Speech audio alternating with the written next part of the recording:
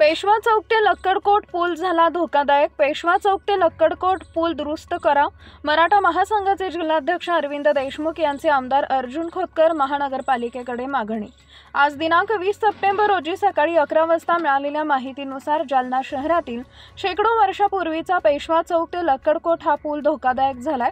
बाजूचे काठोडे देखील तुटलेले आहेत। हा पूल दुरुस्त करा अशी मागणी मराठा महासंघाचे जिल्हाध्यक्ष अरविंदराव देशमुख यांनी जालन्याचे आमदार अर्जुन खोतकर यांच्या महानगरपालिकेकडे केली आहे। या पुलावरून लहान मुली, विद्यार्थी-विद्यार्थिनी, नागरिक मोठ्या संख्येने प्रवास करतात। नवीन जालना ते जुना जालना रोड हा पूल ओळखला जातोय।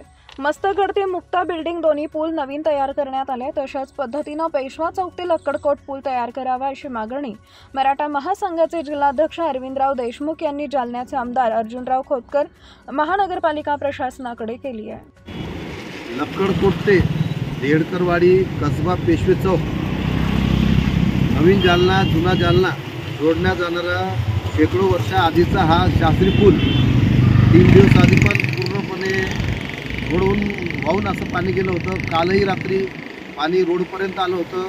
या कारणाने या पुलाला शेकडो वर्ष झाले आणि या पावसामुळे पूर्णपणे जीर्ण झालेलं आहे। म्हणून माझी आपल्या माध्यमातून महानगरपालिका प्रशासन तथा आमदार अर्जुन भाऊ खोतकर साहेब यांना मागणी व विनंती आहे की ह्या पुलाचं काम ज्या पद्धतीनं मम्मदेवी सेतू संविधान पूल झालं तशाच पद्धतीचं हे काम सुद्धा तात्काळ करण्यात आलं पाहिजे। आणि नागरिकांनाही एक विनंती आहे की ह्या पुलावरून येणे जाणे सध्या तरी थांबवा। कधीही काही अपघात होऊ शकतो, हानी होऊ शकते, कारण की पुलाचे कठडे सुद्धा आजूबाजूने तुटलेले आपण या ठिकाणी सगळं बघू शकतात।